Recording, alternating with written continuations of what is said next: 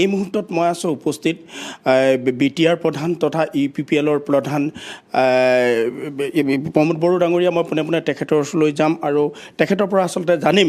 এটা কথা ক'ব লাগিব, আচলতে 1993 BSc চুক্তি, তাৰপিছত আপোনাৰ BTC চুক্তি আৰু তাৰপিছত আচলতে এই তৃতীয়খন চুক্তি BTR চুক্তি। আৰু এই BTR চুক্তিৰ পিছতে সমগ্ৰ BTRত আচলতে শান্তি প্ৰতিষ্ঠা হৈছে। আৰু সমান্তৰালভাৱে এটা কথা ক'ব লাগিব যে হত্যা হিংসাৰে জৰ্জৰিত এই BTR অঞ্চলত কিন্তু যেই আচলতে 2020 চনৰ 27 জানুৱাৰীত BTR চুক্তি হৈছিল প্ৰমোদ বড়োৰ নেতৃত্বত, আৰু তেতিয়াৰ পৰাই কিন্তু কোনো এজন লোক আচলতে মৃত্যু হ'বলৈ হোৱা নাছিল আচলতে বন্দুকৰ গুলীত। সম্পূৰ্ণভাৱে শান্তি প্ৰতিষ্ঠা হৈছিল। আৰু তেনে এটা মুহূৰ্তত এতিয়া এই দ্বিতীয়বাৰৰ বাবে তেখেতে আচলতে এই নিৰ্বাচনত অৱতীৰ্ণ হ'ব। আৰু কি ধৰণে আচলতে গোটেই প্ৰক্ৰিয়াটো আচলতে আগুৱাই লৈ যাব, শেহতীয়াভাৱে BJPয়ে যি ধৰণে আচলতে কৈছে যে বন্ধুসুলভভাৱে তেখেতসকলে আচলতে নিৰ্বাচনত অৱতীৰ্ণ হ'ব। আৰু তেনে এটা মুহূৰ্তত UPPLে কি ধৰণে তেখেতসকলক লৈ কেনেধৰণে আচলতে আগুৱাই যাব, সমগ্ৰ বিষয় জানিবৰ কাৰণে মোৰ লগত আছে প্ৰমোদ বড়ো ডাঙৰীয়া। মই তেখেতৰ পৰা জানিম কি ক'ব এই মুহূৰ্তত। চাওক, এই পঞ্চম যিটো BTC নিৰ্বাচন, সেইটো বড়োলেণ্ড অঞ্চলৰ কাৰণে খুব গুৰুত্বপূৰ্ণ নিৰ্বাচন। কাৰণ 2003 চনত BTC চুক্তি হ'ল। তাৰপিছত প্ৰায় 17 বছৰ BPFে শাসন কৰিলে, 15 বছৰ কংগ্ৰেছৰ লগত, 5 বছৰ BJPৰ লগত। আৰু 17 বছৰত BPFে কোনো ধৰণৰ নীতি নোহোৱাকৈ, কোনো ধৰণৰ দূৰদৰ্শিতা নোহোৱাকৈ, কোনো ধৰণৰ ভাল এটা প্ৰগ্ৰাম বা স্কিম নোহোৱাকৈ 17 বছৰতো তেখেতসকলে চৰকাৰ চলালে, য'ত নেকি আমাৰ ডাঙৰ এটা ক্ষতি হৈ গ'ল। যে এইটো এটা ডাঙৰ এটা ভেকাম হৈ গ'ল। পলিচি লেছ এটা গভৰ্ণমেণ্ট যদি চলে, তাত সদায় দৈনন্দিন কিবা নহয় কিবা কাম হৈ থাকে, কিবা নহয় কিবা ফাণ্ড আহি থাকে। তো আপুনি য'তে প'তে পইচাবিলাক ইয়াত অলপ ইয়াত অলপ ইয়াত অলপ কৰিব, আধা পইচা খাই দিব, তেনেকুৱা আছিলে BPFৰ চৰকাৰ। তো 2020 চনত আমি ডাঙৰ এটা ভিজন লৈ পেলাই, এটা ডাঙৰ এটা মিছন লৈ পেলাই আমি চৰকাৰলৈ আহিলোঁ। আৰু সেই সময়ত বহুত চেলেঞ্জিং আছিলে, কাৰণ BPFৰ সময়ত চৰকাৰ বুলি তাত একো নাছিলে।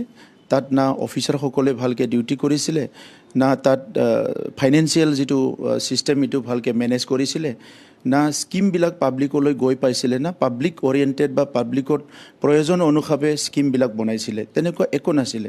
সেইকাৰণে 20ৰ পিছত আমি আহি পলিচিও বনালোঁ। আগৰ চৰকাৰৰ যিবিলাক পাপ ধোৱা 2,900 কোটি টকাৰ যিটো লাইবিলিটিছ, সেইটো অলপ ছিষ্টেমেটিকেলি আমি ডিল কৰিলোঁ। তেখেতসকলৰ দিনত চাকৰি বাকৰি যিবিলাক ডাঙৰ বেগম কেলেংকাৰী আছিলে, সেইবিলাক আমি অলপমান ছাইডলাইন কৰি পেলাই আজিৰ চাকৰি ছিষ্টেমটো অলপমান খুব ভালকৈ কৰিলোঁ, ট্ৰেন্সপাৰেণ্ট আৰু স্বচ্ছ আমি কৰিলোঁ। আৰু ইয়াৰ পিছত ডাঙৰ কথাটো আছিলে শান্তি প্ৰতিষ্ঠা কৰা। শান্তি প্ৰতিষ্ঠা কৰিব নোৱাৰিলে একোৱেই ভাবিব নোৱাৰে। আজি মানুহবিলাকে ভাবিছে যে শান্তিটো ভাতৰ লগত পানী খোৱাৰ নিচিনা, কিন্তু এইটো এটা হাৰ্ড আৰ্ণ পিচ বুলি কয়, বহুত কষ্টৰ বিনিময়ত পোৱা শান্তি। 2009 চনত আমি অস্ত্ৰ আৰু হিংসামুক্ত সমাজ গঢ়াৰ এটা আন্দোলন আৰম্ভ কৰিছিলোঁ। আজি সেই আন্দোলনৰ এটা বাস্তৱ ৰূপ ধৰিছে আৰু বড়োলেণ্ডত স্থায়ী শান্তি আহিছে।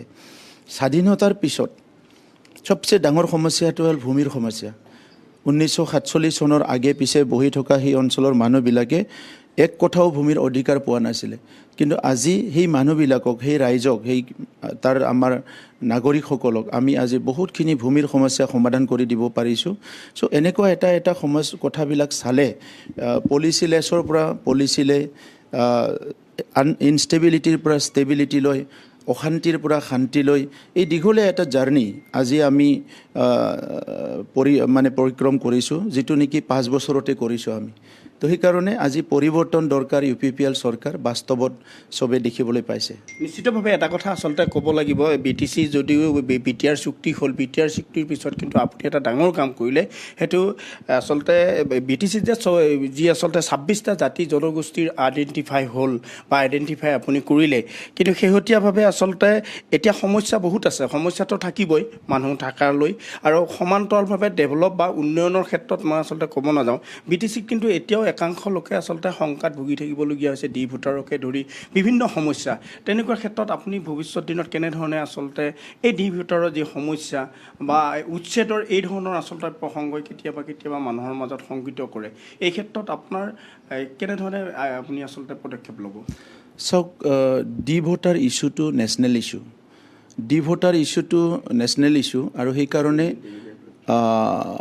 এই ইছ্যুটো সলিউশ্যন কৰাটো নেশ্যনেল পলিচিৰ আধাৰত হ'ব অসমত ডি ভোটাৰ বুলি যিটো সমস্যা ওলাল অসম আন্দোলনৰ পিছত এই ডি ভোটাৰৰ ইছ্যুটো সলভ কৰাৰ কাৰণে বহুত ধৰণৰ পদক্ষেপ লোৱা হৈছে মই ভাবোঁ এটা সময়ত এইটো সলভ হৈ যাব কাৰণ এইটো দি আপুনি কি কৰিব কোনোবা যদি ডাউটফুল নাগৰিকো আছে যিটো দেশৰ পৰা অহা বুলি আপুনি ভাবিছে সেই দেশে যদি একচেপ্ট নকৰে আপোনাৰ তাত বেলেগ ৰাস্তা নাই আৰু ভাৰত দেশৰ মূল মন্ত্ৰটোৱে হৈছে বাসুদেৱ কুটুম্বকম আমি গোটেই বিশ্বখনক ৱেলকাম কৰিব পাৰোঁ কোনো কাকো খেদিব নোৱাৰোঁ তো বিশ্বখনৰ মানুহকে আমি নিজৰ ঘৰৰ বুলি ভাবোঁ চ' আজি সেই সময়ত মই নাভাবোঁ যে ডি ভোটাৰেই হওক বা কিবাই হওক ইয়াত ভাৰতবৰ্ষই বহুত ডাঙৰ সিদ্ধান্ত ল'ব কাকবা খেদি পঠাব কিবা কৰিব মই নাভাবোঁ এইটো ছেকেণ্ড পইণ্ট যিটো আপুনি কৈছে যে কি কৈছিলে আপুনি ছেকেণ্ড পইণ্ট উচ্ছেদক লৈ আচলতে উচ্ছেদৰ কথাটো যিটো আপুনি কৈছে যে সেইটো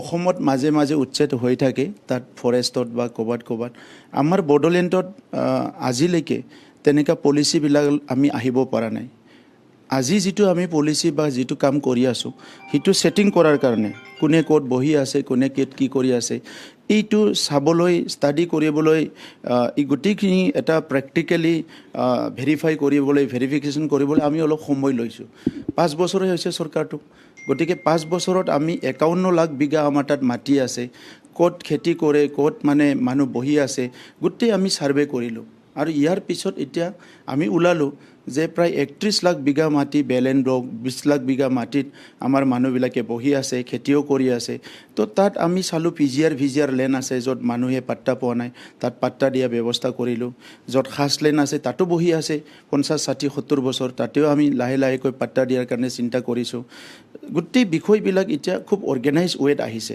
গতিকে আজিৰ তাৰিখত আমাৰ তাত তেনেকুৱা উচ্ছেদ কৰিব লাগে বা উচ্ছেদ কৰিম তেনেকুৱা এটা পলিচি আমাৰ তাত নাই আমাৰ তাত অহা নাই তেনেকুৱা পৰিৱেশো অহা নাই গতিকে যিখিনি মানুহৰ লগত বাৰে সংঘাত হ'ল ভাইলেঞ্চ হ'ল ডিছপ্লেচ হ'ল ঘৰ জ্বলি হ'ল অলপ আমাক সময় লাগিব প্ৰথমতে সেটেল কৰি ল'ম চিজিল কৰি ল'ম তাৰপিছত তেনেকৈ কি সমস্যা আছে যেতিয়া আহিব তেতিয়া দেখা যাব আপোনালোক যিহেতুকে NDAত আপোনালোক আছে যিহেতুকে আপোনালোকে এই নিৰ্বাচনটো আপোনালোকে সমান্তৰালভাৱে কিন্তু এই হেৰিভাৱে খেলিছে দুই পক্ষৰ মাজত আচলতে প্ৰতিদ্বন্দ্বী হিচাপে আপোনালোকে মুছাদ্দিক হুছেইন এই মুহূৰ্তত আপোনাক আমি ধন্যবাদ জ্ঞাপন কৰিছোঁ আপুনি ওদালগুৰিৰ শেহতীয়াকৈ ৰাজনৈতিক প্ৰেক্ষাপটটো বুজাই দিয়াৰ বাবে